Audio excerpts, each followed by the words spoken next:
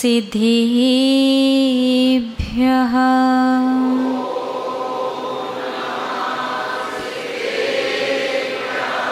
मंगलम भगवान अर्हन्, मंगलम भगवान जिनः, मंगलम प्रथिमाचार्यो, मंगलम वृषभेश्वरः, मंगलम वृषभेश्वरः।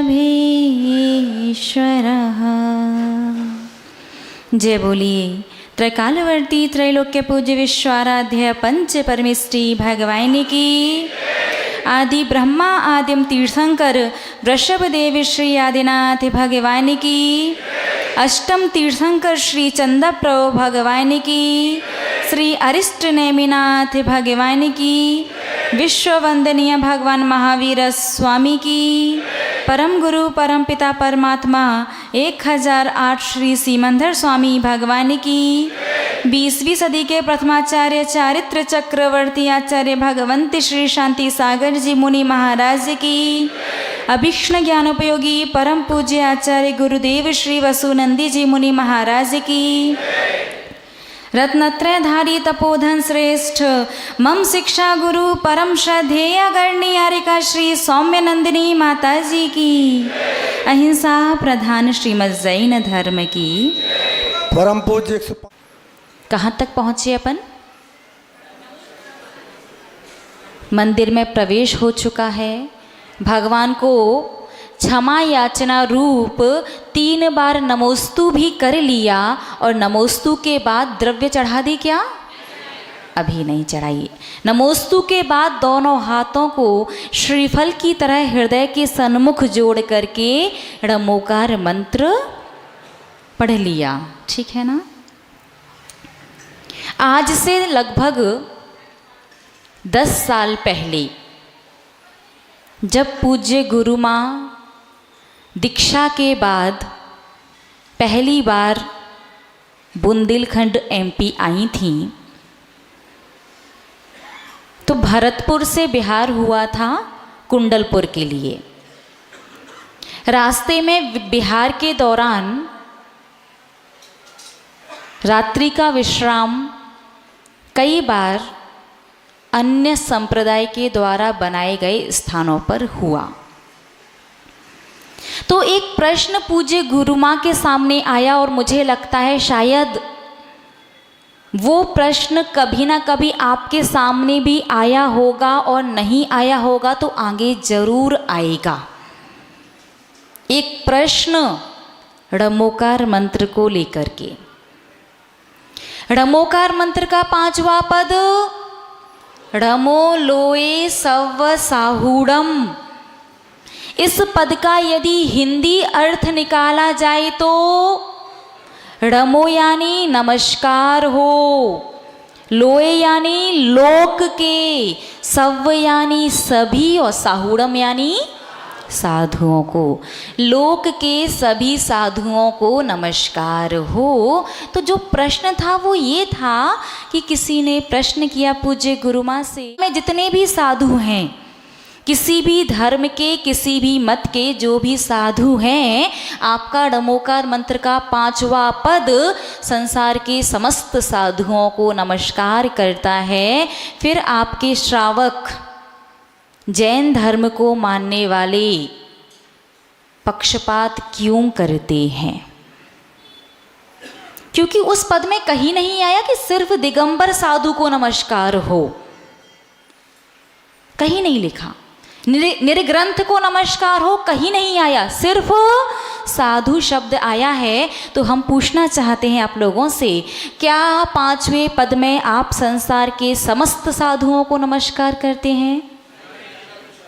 वीतरागी साधु, वीतरागी विरागी साधुओं को करते हैं, वैरागी साधुओं को करते हैं। आपने वो वीतरागी, विरागी, दिगंबर, निर्ग्रंथ अर्थ कहाँ से निकाला? साधु मतलब साधु। संसार आपसे प्रश्न करे, आपकी संतान आपसे प्रश्न करे कि बताइए, अपना मूल मंत्र नमोकार मंत्र तो कहता है संसार के समस्त साधुओं को नमस्कार, फिर आप पक्षपात क्यों करते हैं कि दिगंबर को है लेकिन श्वेतांबर को नहीं है, श्वेतांबर को है लेकिन अन्य को नहीं है? वहां तो ऐसा कुछ आया ही नहीं। इस प्रश्न का जवाब देते हुए पूज्य गुरु मां ने कहा, आपको जानना है क्या? बोलिए ना, या फिर रहने दें? जानना है, आंसर आपको पता होना चाहिए। पूज्य गुरु मां ने कहा, रत्न करंडक श्रावकाचार्य में आचार्य भगवंत समंत्र भद्र स्वामी ने कहा है, विषयासा वशातीतो निरारंभो परिग्रह ज्ञान ध्यान तपो रक्तस तपस्वी सा प्रशस्यते। साधु कौन? जो विषयों की आशा के वश से रहित, विषय की आशा, पंचेंद्रिय सुखों के विषय की आशा से रहित हैं, जिन्हें खाने के लिए आपकी तरह चटपटा मसालेदार और बार बार नहीं चाहिए, जिन्हें सुंदर दिखने के लिए आपकी तरह रंग बिरंगे वस्त्र, या कहें कि मुनिराजों को तो वस्त्र ही और आभूषण वगैरह भी नहीं चाहिए, जिन्हें इंद्रिय संबंधी भोग भोगने के लिए स्त्री या संतान या परिवार नहीं चाहिए, जो पंचेंद्रिय विषयों की आशा के वश से रहित हैं। और कैसे हैं?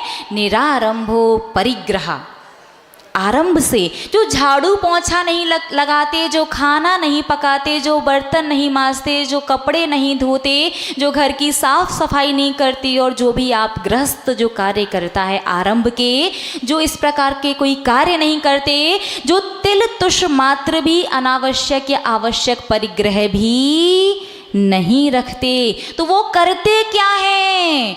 ज्ञान ध्यान तपो रक्तस तपस्वी सा प्रशस्यते।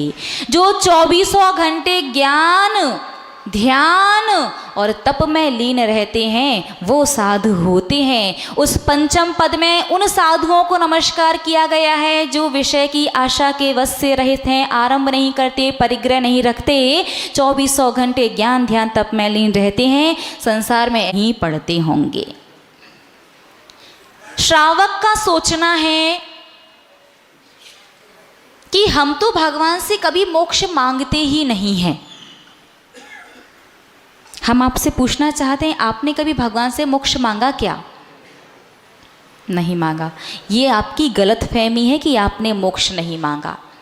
आपकी हर एक क्रिया का अर्थ मोक्ष ही निकलता है। आपकी हर एक धार्मिक क्रिया का आशय, चाहे वो कर्म निर्जरा से संबंधित हो, चाहे वो शातिशय पुण्य कर्म के बंध से संबंधित हो, उसका अर्थ किसी न किसी प्रकार से कहाँ पहुँच जाता है? मोक्ष। आपने चत्तारी मंगल पाठ पढ़ा, जिसका अर्थ होता है कि हे भगवान, मेरे जीवन में 4 ही मंगल हैं, अरिहंत सिद्ध साधु और जिन धर्म। मेरे जीवन में 4 ही शरण हैं, अरिहंत सिद्ध साधु और जिन धर्म, केवली भगवान के द्वारा कहा गया धर्म, और 4 ही उत्तम हैं, अरिहंत सिद्ध साधु और जिन धर्म। इसका तात्पर्य है, आप इनडायरेक्टली कहीं ना कहीं कर्मों को बताना चाहते हैं कि मैं सच्चा और पक्का सम्यक दृष्टि हूँ। सम्यक दृष्टि मतलब श्रद्धावान। जिनेंद्र देव के प्रति मुझे वो आस्था, वो श्रद्धा है कि जीवन में कभी भी कठिन से कठिन कोई भी परिस्थिति और कैसा भी समय आ जाए, मैं देव शास्त्र गुरु के अलावा किसी को भी भगवान मानने वाला नहीं हूँ। और जो सम्यक दृष्टि होता है वो अधिक से अधिक अर्ध पुद्गल परावर्तन काल के अंदर कहाँ चला जाता है? मोक्ष में। आपने नमोकार मंत्र पढ़ा, चत्तारी मंगल पाठ पढ़ा, और उसके बाद ऐसो पंच नमो यारो वाला पाठ पढ़ना है, ध्यान रखना। और इसके बाद अब चढ़ाओगे द्रव्य। द्रव्य का विज्ञान बड़ा अच्छा है। सबसे पहले तो आपको ये पता होना चाहिए कि जो मेहनत करके अपनी खून पसीने की कमाई को खर्च करके आप द्रव्य लेकर के आते हैं, जैन धर्म में भगवान को ना तो भोग लगाया जाता, ना अपने भगवान भोजन करते हैं। सारी की सारी द्रव्य मंदिर के माली के पास जाती है। फिर आप अपनी मेहनत की कमाई को खर्च करके द्रव्य लेकर के मंदिर क्यों आते हैं? नीतिकार कहते हैं देवशास्त्र गुरु राजा ज्योतिषी के पास खाली हाथ नहीं जाना चाहिए। तो नीतिकार की सारी बात मानते क्या आप? नहीं ना। नीतिकार तो ये भी कहते हैं कि बार बार नहीं खाना चाहिए। नीतिकार तो ये भी कहते हैं कि शुद्ध सात्विक और मर्यादित घर का ही भोजन करना चाहिए। नीतिकार तो ये भी कहते हैं कि रात्रि में भोजन तो करना ही नहीं चाहिए, पानी भी कम से कम सोने के 2 घंटे पहले छोड़ देना चाहिए। सारी बात मानते क्या? नहीं मानते। फिर ये वाली बात लॉजिक क्या है? आपकी मेहनत की कमाई आप खर्च करके द्रव्य लेकर के आए और आपकी द्रव्य से भगवान ना तो उसे ग्रहण करते हैं ना उसका भोग या भोजन करते हैं। सारी द्रव्य मंदिर के सेवक के पास चली गई। फिर रोज भगवान के दर्शन करने आते समय द्रव्य लेकर के क्यों आना चाहिए? क्योंकि संसारी प्राणी 24 घंटे में सबसे ज़्यादा जिस पाप कर्म का अर्जन करता है वो करता है खाने के माध्यम से। दिन भर खाता है, रात भर खाता है, भक्ष्य खाता है, अभक्ष्य खाता है, जब तक सोता नहीं है तब तक खाता है और सो करके उठ के सबसे पहले खाना शुरू कर देता है। बहुत से लोग ऐसे होंगे जो रात में अन्न नहीं खाते, रात्रि में अन्न नहीं खाते, अन्य वस्तुएं खाते हैं। होता ना, ड्राई फ्रूट्स, हाँ, फरारी मूंगफली, मेवा, फल, दूध, रबड़ी और जो भी है, अन्न नहीं खाते, अन्य वस्तुएं। तो 24 घंटे में सबसे ज़्यादा संसारी प्राणी खाने से संबंधित पाप कर्म का बंध करता है। धर्म स्नेही महानुभाव, आप जो एक मुट्ठी द्रव्य लेकर के आते हैं ना, उस द्रव्य से 24 घंटे में खाने के द्वारा बांधा गया पाप कर्म धुल जाता है, इसलिए द्रव्य लाते हो। ध्यान रखना, ये मत सोचना कि हमारे द्रव्य चढ़ाने से माली का परिवार पलता है, गलत फहमी है आपकी। तो क्या एक मुट्ठी द्रव्य से सारा पाप? क्योंकि पाप तो इतना सारा, और द्रव्य कितनी? एक मुट्ठी, वो भी किराने वाले को पता होता। जैन साहब आए हैं, चावल मांग रहे हैं, कौन से चाहिए? सब अनुभव से बता रहे हैं, ये तो पक्का है। पहला प्रश्न भी वो किराने वाला यही पूछता, मंदिर के या खाने वाले, कौन से वाले चाहिए बता दो भैया। तो द्रव्य से पूरा पाप नहीं धुलता, द्रव्य से धुलता है सिर्फ 16% पाप। 84% अभी भी बाकी है। वो 84% किससे धुलता है? वो 84% पाप धुलता है हम कैसे भावों से द्रव्य लेकर के आए हैं। हम एहसान के भावों से तो नहीं लाए कि भगवान शुक्र मनाओ, द्रव्य लेके आते, खाली हाथ नहीं आए, कि अहोभाव से भर करके कि हे भगवान, सौभाग्य है मेरा, मैं संसार का सबसे भाग्यशाली व्यक्ति हूँ। 700 करोड़ की आबादी है विश्व की, और उसमें 130 करोड़ तो भारत की ही आबादी, उसमें लगभग यहाँ वहाँ के सारे टुकड़े मिला लो तो जैन धर्म को मानने वाले किसी ना किसी प्रकार से लगभग 1 करोड़। उन 1 करोड़ लोगों में भाव बनते होंगे 2, 4, 10, 20 लाख लोगों के कि मुझे मंदिर जाना है। 10-20 लाख लोगों में से 2, 5, 10 लाख लोग हैं जो आपके पास आते हैं, और उसमें से 1-8 लाख लोग हैं जो द्रव्य लेकर के आते हैं, और उसमें से 50-60 हज़ार ही ऐसे होंगे जो अहोभाव से भर करके लाते होंगे। मैं उसमें से एक हूँ।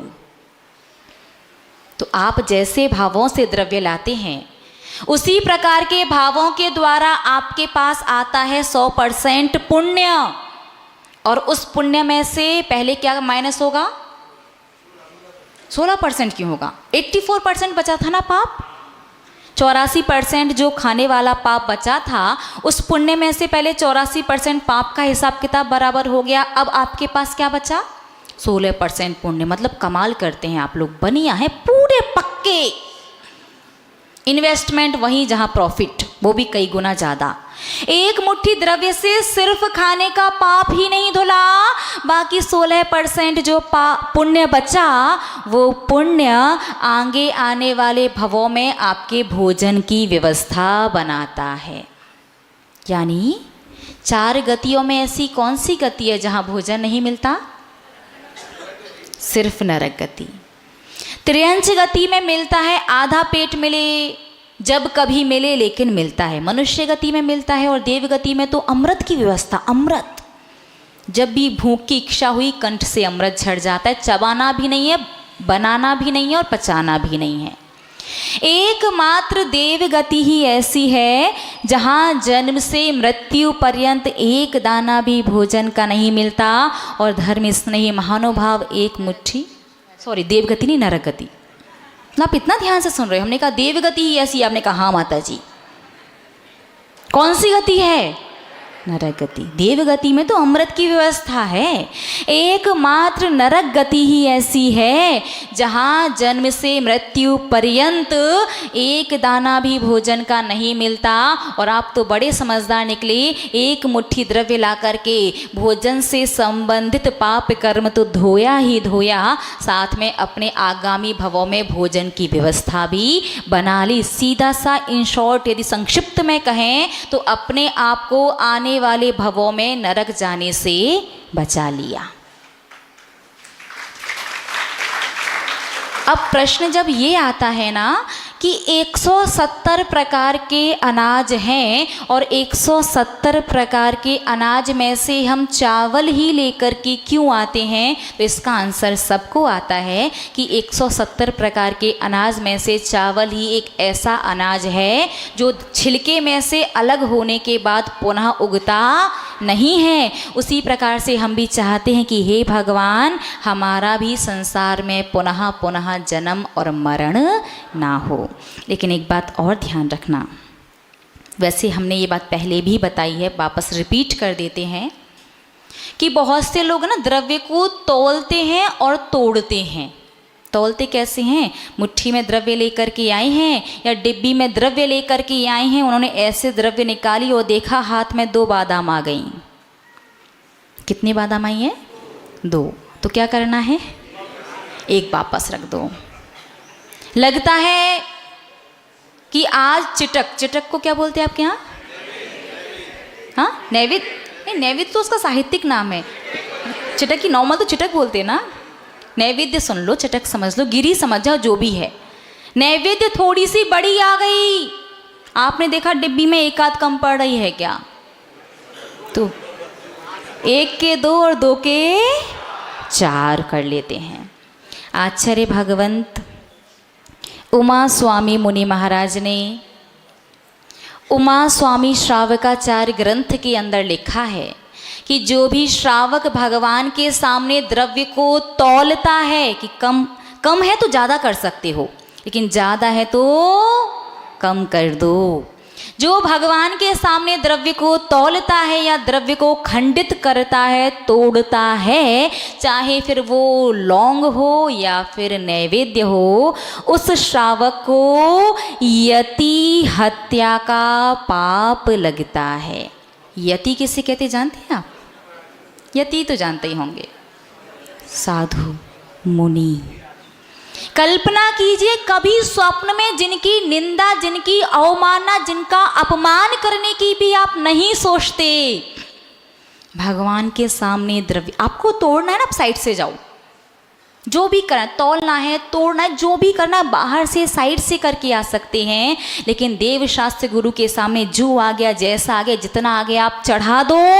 भगवान बिल्कुल बुरा नहीं मानेंगे कि आदिनाथ को 2 बादाम और चंदा प्रभु को सूखे चावल, बिल्कुल बुरा नहीं मानेंगे। लेकिन कर्म जो है ना वो रागी द्वेषी, क्योंकि शुभ कर्म भी होते हैं और अशुभ भी होते हैं, और आपकी छोटी छोटी सी क्रिया कर्मों को बड़ी बुरी लग जाती, और कर्म बुरा मान जाते ना तो हालत खराब कर देते हैं। कर्मों ने भगवान को नहीं छोड़ा, भगवान आदिनाथ को भी 6 माह तक मुद्रा लेकर के घूमे, लेकिन आहार का लाभ नहीं हुआ, और भगवान पार्श्वनाथ पर 7 दिन तक, आप सोचो, भगवान के गर्भ में आने के 6 महीने पहले से देवलोग रत्नों की वर्षा शुरू कर देते हैं। कितने टाइम पहले? 6 महीने पहले। एक दिन में कितने रत्न? एक दिन में 4 बार, और एक बार में 3.5 करोड़, तो टोटल कितना हुआ? 14 करोड़। कल्पना कीजिए, जो देवलोग भगवान के गर्भ में आने के 6 महीने पहले से 14 करोड़ रत्नों की वर्षा कर रहे हैं, भगवान ने मुनि दीक्षा ले ली है, जंगल में बैठे, वो देवलोग उस समय क्या कर रहे थे? क्या उस समय सौधर्मेंद्र को ध्यान नहीं आ रहा कि भगवान के ऊपर उपसर्ग हो रहा है? क्या उस समय धर्मेंद्र और पद्मावती का अवधि ज्ञान काम नहीं किया कि हमारे उपकारी के ऊपर उपसर्ग है? अरे सबका सब कुछ काम करता है, लेकिन कर्म का उदय जब आता है तो किसी की बुद्धि काम नहीं करती। तो उस समय भगवान के कर्म का उदय ऐसा था कि 7 दिन तक ना तो स्वर्गों से कोई देव आया और ना ही धर्मेंद्र और पद्मावती। जैसे ही भगवान का कर्म पूरा हुआ, सबको याद आ गया कि भगवान पर 7 दिन से उपसर्ग हो रहा है। तो यही आप कितने भी पुण्यात्मा बने रहो, तीर्थंकर से बढ़ के पुण्यात्मा नहीं हो सकते। इसलिए कर्मों से तो थोड़ा सा संभल के, हाँ, बच कर के ही रहो।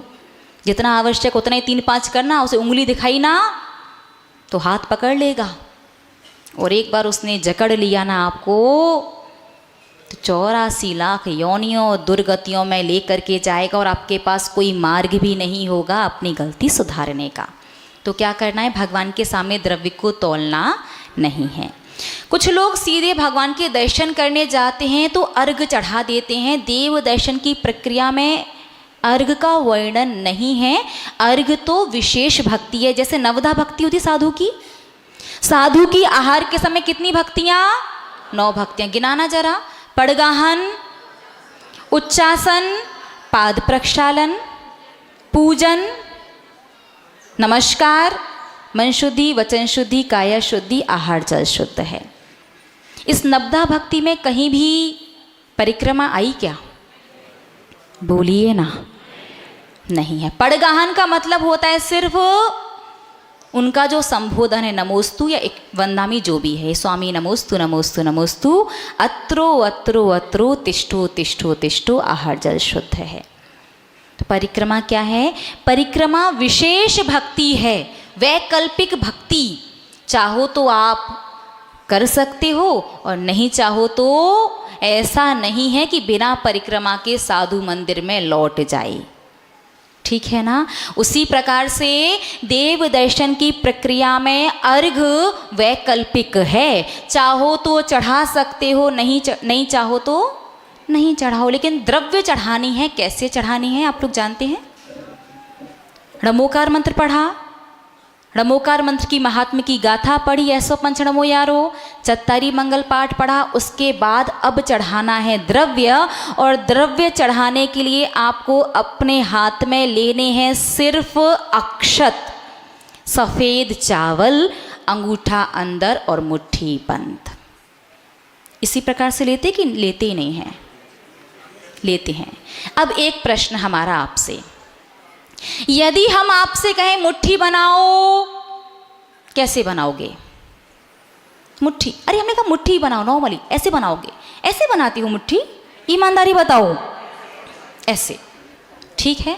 फिर भगवान के दर्शन करते समय अंगूठा अंदर करके मुट्ठी क्यों बनाना? और ये मत कहना कि भगवान को अंगूठा नहीं दिखाते, और आरती करते समय पूरा हाथ दिखा रहे हो, वो उस समय अंगूठा नहीं आता क्या?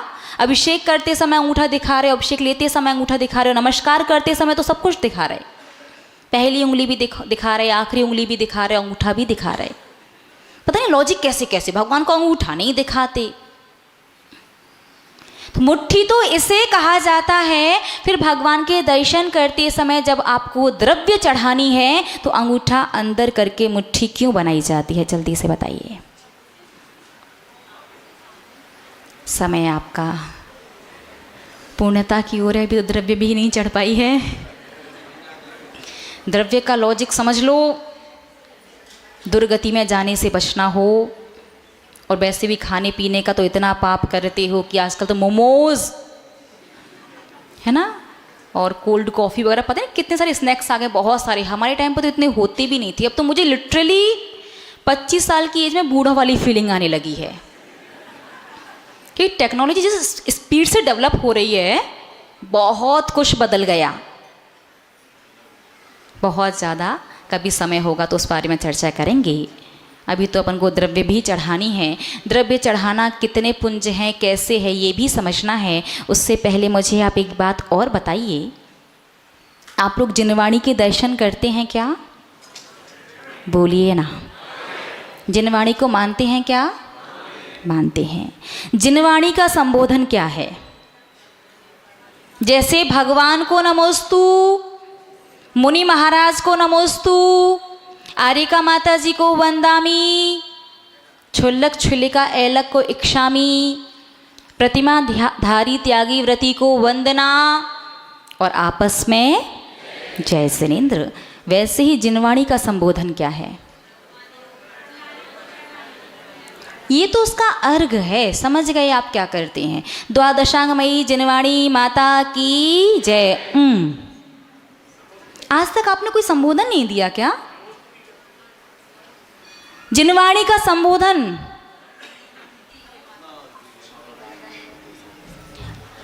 संबोधन का तात्पर्य अभिवादन से है। क्या है? नहीं, प्रतीक नहीं, अभिवादन पूछ रहे हैं। जैसे प्रतिवर्ष आप लोग श्रुत पंचमी मनाते हैं क्या? पहले ये बताओ, आप लोग जैन श्रावक हैं पक्का? जैन श्रावक हैं क्या? डाउट है? अरे हाँ है, गर्व से बोलना चाहिए। हम एक श्रावक हैं, सच्चे श्रावक। कैसे श्रावक हैं? सच्चे श्रावक। बस श्रावक श्रावक है, सच्चे तो आगे साइलेंट कर देते हैं। देवशास्त्र गुरु को मानने वाले। सच्चा श्रावक कौन होता है? जो देवशास्त्र गुरु को मानता है। आपको ज्ञान किससे मिलता है? जिनवाणी से मिलता है। भगवान जिनेंद्र देव की वाणी, उसका अभिवादन क्या है? आप कहते हैं आपको प्रवचन समझ में नहीं आता, आप कहते हैं आप जिनवाणी इतना पढ़ते हैं, उसमें बहुत सारी समस्याओं का समाधान है, आप उसे पढ़ करके समाधान अपने जीवन में अप्लाई करते हैं, लेकिन उसका रिजल्ट निकल के नहीं आता। आप कहते हैं आपको जिनवाणी की बात याद नहीं रहती, आप कहते हैं जिनवाणी सिर के ऊपर से जाती है, आप कहते हैं कि जिनवाणी से जो बेनिफिट आपको होना चाहिए वो नहीं हो रहा। माना कि नासा और इसरो के जो वैज्ञानिक हैं उन्हें नहीं पता उसका अभिवादन क्या है, तो वो हाथ भी जोड़ते होंगे तो उनका चल जाएगा, लेकिन आपका नहीं चलेगा। बहुत से लोग कहते माता जी अनजाने में किया तो, अनजाने में किया तो बस मान लो थोड़ा टाइम ज़्यादा लगेगा। जैसे जानबूझ करके जहर खाओगे तो आपके जो नस हैं जिनमें ब्लड, जिनमें रक्त बहता है, उसकी स्पीड है ना तेज़ हो जाती है, क्योंकि आपको पता है मैंने जहर खा लिया, जहर खा लिया। आपका ब्लड प्रेशर बढ़ेगा तो रक्त का बहाव तेज हो जाएगा, बहुत जल्दी आपकी पूरी बॉडी में जहर फैल जाएगा और आप मृत्यु को शीघ्र प्राप्त कर लोगे। और जिसने अनजाने में खाया है वो, उसे पता ही नहीं जहर खाया है, नॉर्मल स्पीड से खून के साथ जहर पूरे शरीर में फैलेगा और मरने में थोड़ा सा टाइम लगेगा, लेकिन व्यक्ति मरेगा जरूर, चाहे जान करके खाया हो चाहे अनजाने में। उसी प्रकार से चाहे जान करके गलती की गई हो अनजाने में, बस इतना ज़रूर है कि आप लोग निश्चित रूप से अति पुण्यात्मा हैं कि पूर्वाचार्यों का सभी के ऊपर हम सभी उनके आभारी और विशेष पुण्यात्मा समझते हैं अपन को, कि उन्होंने प्रायश्चित ग्रंथ लिख करके जो उपकार किया है वो कोई और कर ही नहीं सकता। तो प्रायश्चित ग्रंथ उन्हीं के लिए हैं जिनसे गलती में गलती हो गई, जानते नहीं थे, अनजाने में गलतियां हो गई हैं, उनके लिए प्रायश्चित ग्रंथ है। तो अभी तक जितनी भी जो भी गलतियां हुई हैं, पहले अपन धर्म के स्वरूप को सही से समझ लेते हैं, उसके बाद उन सारी गलतियों का एक साथ प्रायश्चित लेकर के संकल्प लेंगे कि आगे जितना भी जो भी धर्म करेंगे उसे सही से समझ करके सही करेंगे। तो ध्यान रखिए, देव, शास्त्र और गुरु तीनों का बराबर का दर्जा है, इसलिए तीनों को किया जाता है नमोस्तु। ठीक है ना? तो जिनवाणी का अभिवादन